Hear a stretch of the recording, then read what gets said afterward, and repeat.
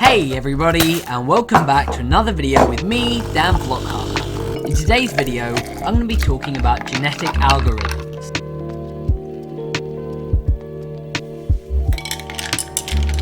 So what is a genetic algorithm?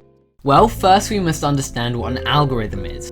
An algorithm is a well-defined sequence of steps. So, therefore, what is a genetic algorithm?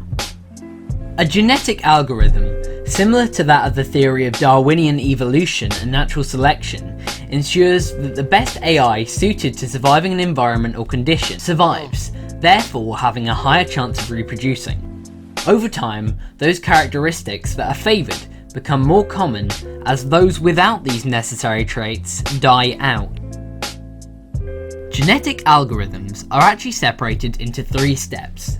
First, initialization and testing, secondly, culling and reproducing, and finally, mutating. In the first stage, the initial population is randomly generated, each with their own variable weights and phenotypes. They then complete the required task and a fitness is calculated. The second stage is culling and reproducing. In this stage, the weakest few AI of the population are culled. Therefore, the better AI are more likely to pass on their genes to future animals, hence the link to Darwinian evolution. Now we move on to the third and final stage of the genetic algorithm, mutating. The AI that did better are more likely to pass on their genes. So, therefore, once they have given birth to these new AIs, these AI genes then have a low chance of mutating one of their variable/weight values. This process of initialization and testing, culling and reproducing and mutating is repeated numerous times until the optimal variable weight is found. An issue with genetic algorithms is that if you don't start off with a large and randomly generated population, optimal combinations of node weights can be skipped out due to incremental oversights in the genetic algorithm. This is my poorly drawn grid with some values increasing to get to higher scores. The aim of the AI is to get a higher score. The highest score on the board is a 5, although there are scores of 4 and 3 also around the board. Here we shall set up where our AI is. To begin with, we shall only start with 3.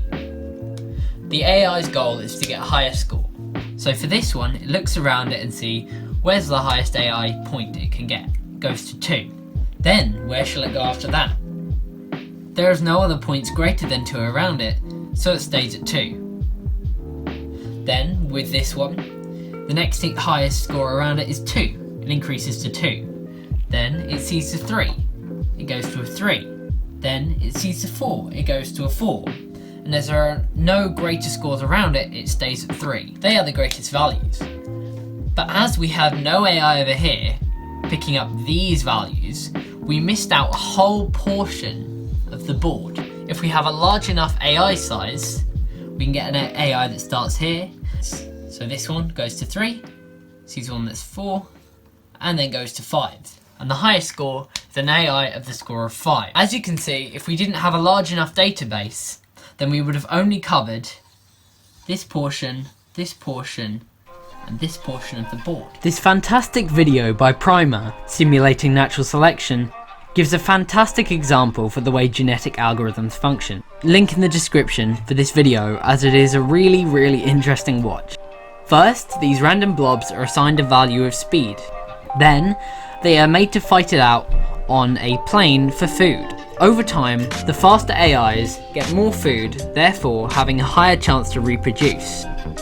Over time, the slower AIs die out, therefore making way for a new breed of faster AIs. That's pretty much it for this video.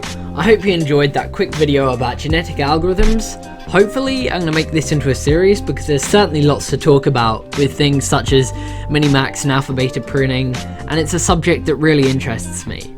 So hopefully you all enjoyed it. As always, like and subscribe, and I'll see you in the next video. Goodbye.